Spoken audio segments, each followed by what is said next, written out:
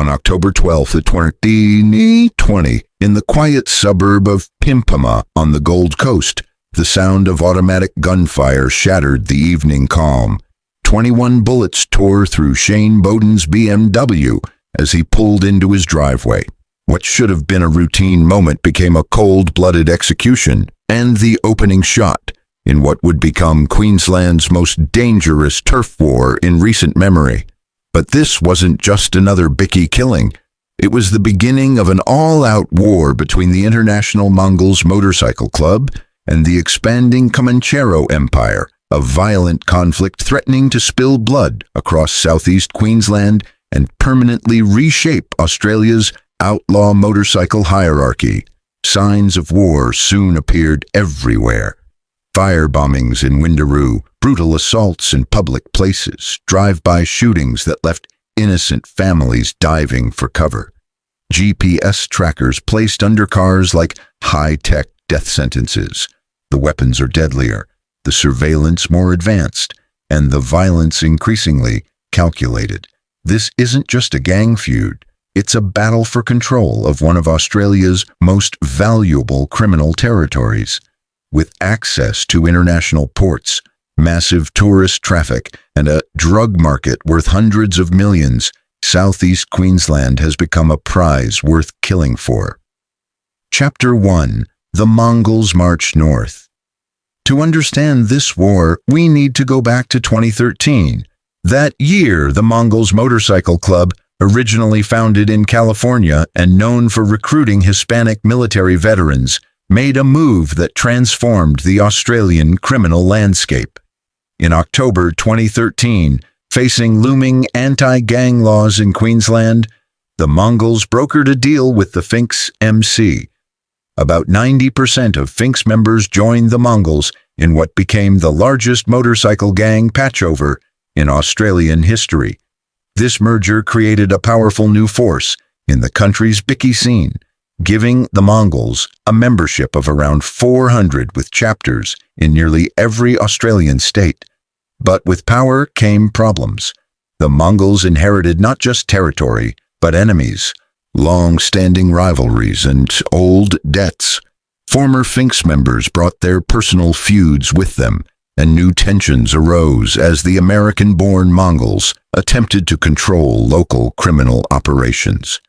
Despite being listed as an outlaw motorcycle gang, OMCG, by the Australian Federal Police, their influence on the ground continued to grow, and so did resistance from rivals. One of the most pivotal figures in this new era of violence was Shane Bowden, a former Finks member who joined the Mongols in 2013. Bowden was expelled for assaulting another member and later returned to the Finks shortly before his death.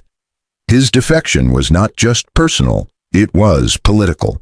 Police believe his murder stemmed from escalating tensions between the two groups. His death was not just another execution, it was the spark that ignited a full-scale war. Chapter 2. Blood in the Driveway. On the evening of October 12, 2020, Shane Bowden returned to his home in Pimpama, unaware that members of the Mongols had been tracking his movements for weeks. GPS devices had been placed under his car. His killers had planned the ambush with military-like precision. As Bowden pulled into his driveway, two hooded gunmen emerged from nearby vacant land and rushed his vehicle. Within moments, 21 rounds, 19 from a machine pistol and 2 from a shotgun, were fired into his BMW. Bowden died behind the wheel, the engine still running. It was an execution, not a spontaneous act. CCTV footage showed the cold efficiency of the operation. The killers were calm, prepared, and brutal. They fled in a waiting silver Commodore, leaving behind a scene of shocking violence. The weapons used, a machine pistol capable of firing 800 rounds per minute and a pump-action shotgun, underscored the firepower these gangs had access to. This was no street-level crime. It was organized, militarized violence playing out in suburban streets. The Mongols had hoped Bowden's killing would end a threat. Instead, it triggered a wave of retaliation that would consume Southeast Queensland.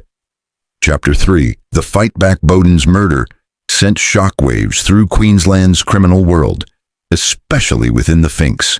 They saw the assassination as an open declaration of war by their former brothers.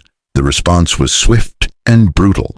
Despite being weakened by the 2013 patchover, the Finks began hitting back. On June 5, 2021, a barber shop in Windaroo was set on fire, a civilian target showing how the violence was expanding beyond gang rivals into the community. Just 2 days later, on June 7th, a brawl broke out between the two gangs at the Australia Fair shopping centre in Southport in broad daylight in a public space full of families. This marked a dangerous new phase: open warfare in public.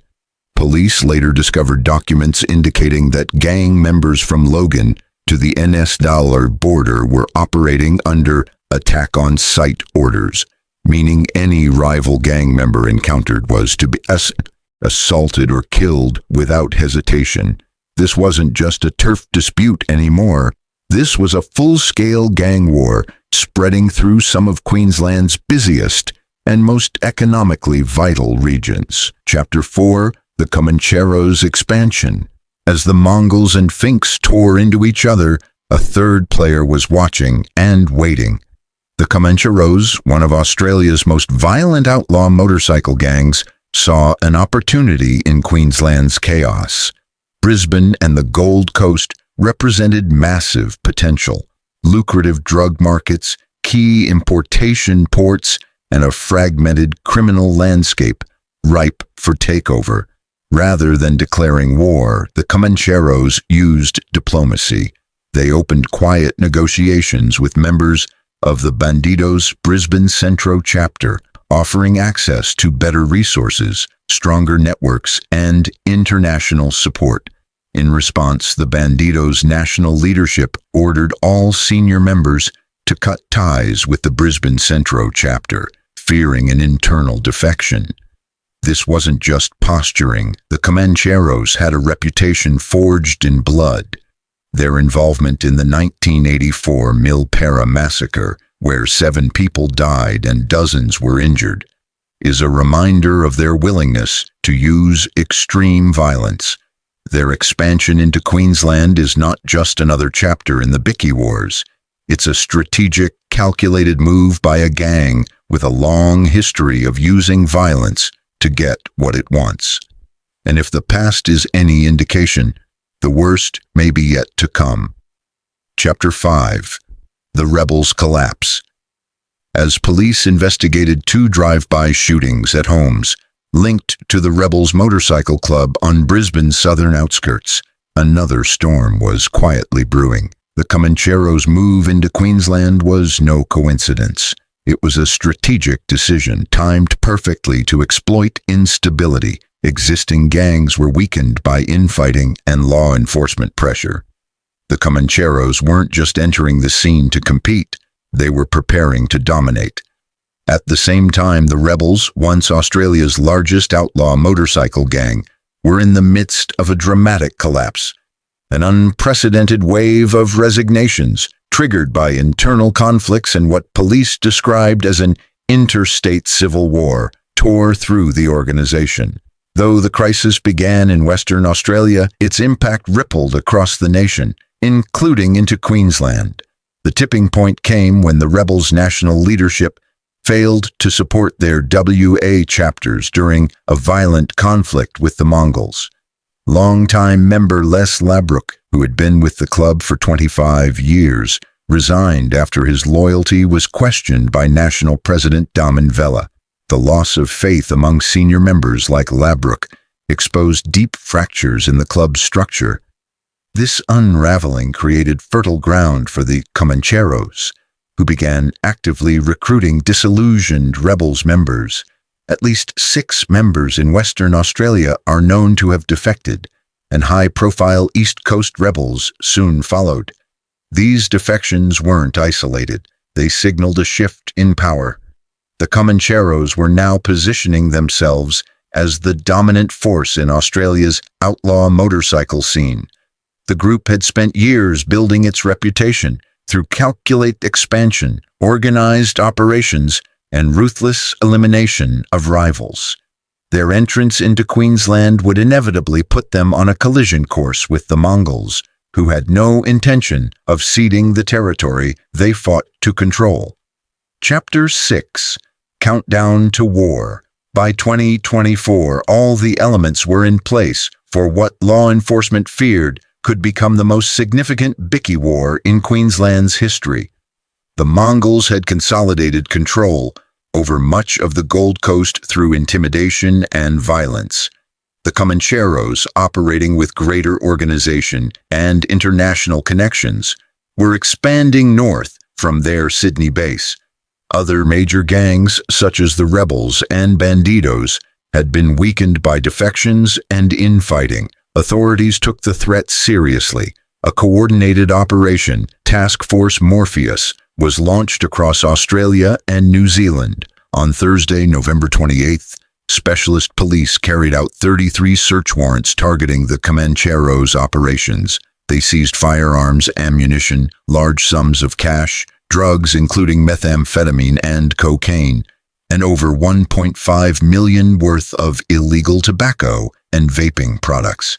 Yet even these major efforts couldn't stop the underlying territorial disputes. Police operations can disrupt activity, but they rarely resolve the deeper causes of gang conflict. In Queensland, those causes were territorial control and criminal profits worth hundreds of millions of dollars.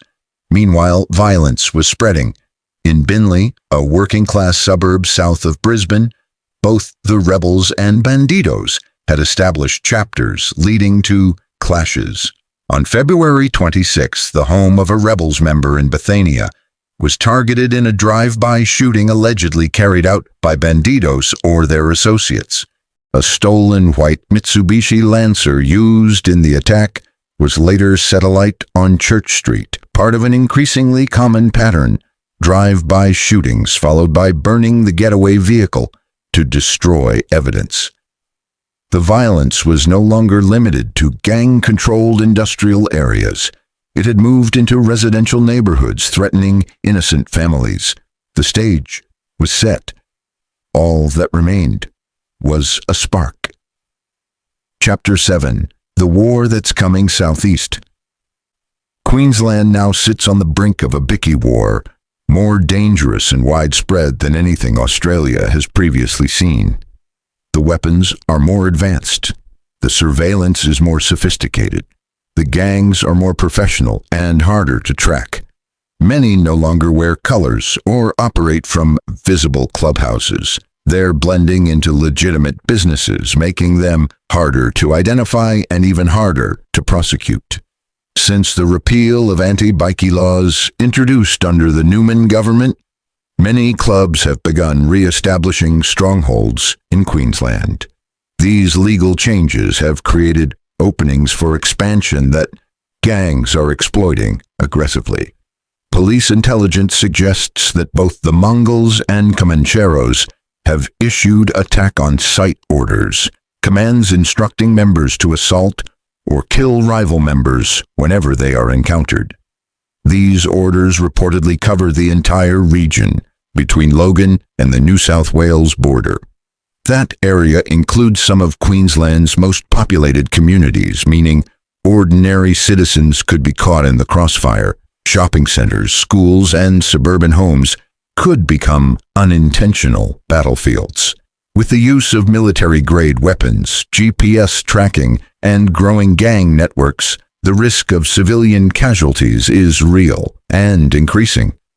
Even more concerning are the gangs' international connections. Both the Mongols and Comancheros maintain ties with overseas criminal syndicates, meaning the conflict could escalate far beyond Queensland, pulling in resources and reinforcements from abroad. Final words: the calm before the storm. What began with the execution of Shane Bowden has now spiraled into a complex, multi-sided turf war. The Mongols refuse to retreat from land they fought to claim. The Comancheros see Queensland as their next conquest. Weakened gangs like the rebels and bandidos are desperate, unpredictable, and capable of sudden violence. Between them lies territory worth hundreds of millions of dollars, and it's populated by civilians with no part in this war, but who may suffer its consequences. This isn't a matter of if the violence will escalate. It's a matter of when. And when it does, it won't be a single explosive clash like the Milpera massacre of 1984. It will be a drawn-out campaign of shootings, arson, assassinations, and territorial battles, one that could last for years. The thunder is already rumbling across the Gold Coast. The storm is coming,